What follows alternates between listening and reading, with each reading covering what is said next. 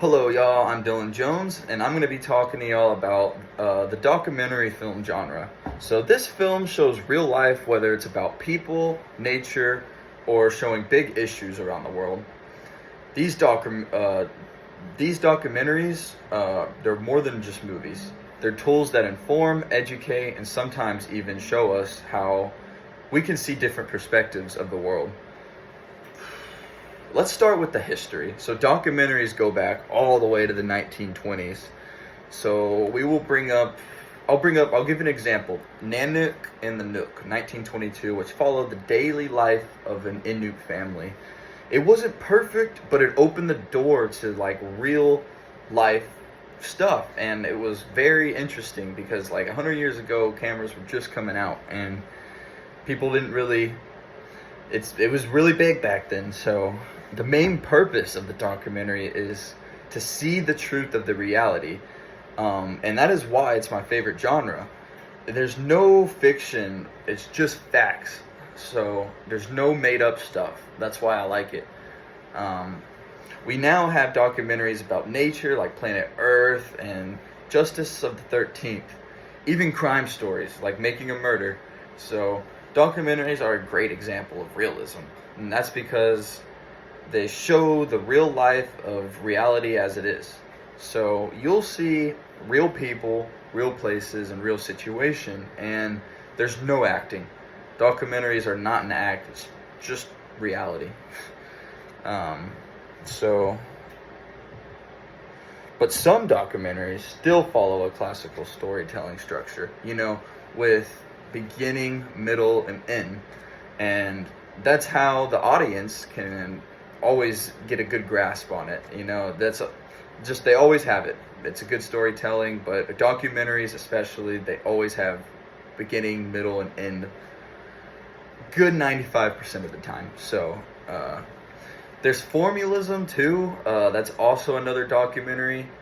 But while most documentaries avoid that, they also get creative. Like Walt with the Bashir is a good example. It's animated, but it's still a documentary that shows memory of the war and through drawings of surreal images.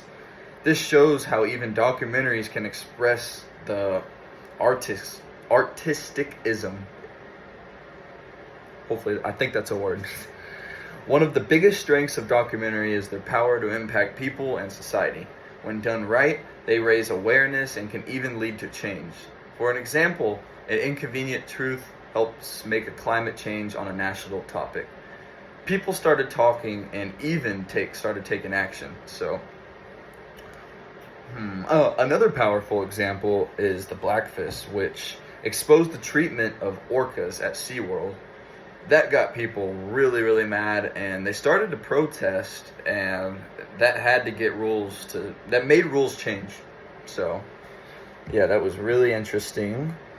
But the films also connect with other people's experiences. So you look at your own life and watch someone else's own life, and then it's easier to connect, I feel like, in that way over than a movie with acting and lines. That's why I like documentaries so much. But you see the real stories about hardships and injustice that can open our eyes, that is just more understanding.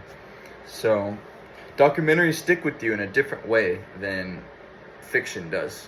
That's just my personal opinion. I mean, 80% of the stuff I watch is documentaries. So, yeah, if my friends or girlfriend or someone wants to watch a normal movie with me, I usually just try to turn it down. I love the real life situations. It's just what I like. But to wrap everything up, documentaries are a unique and powerful film genre, and they fit mostly into realism, but they can borrow a bit of classic, some formal styles to tell the stories in an engaging way. Whether it's about war, animals, people's lives, documentaries show us how the world really is, and sometimes help us imagine how it could be better. Documentaries are my favorite film genre, and I thank y'all for listening. I hope y'all can see why I like documentaries so much. Thank you all.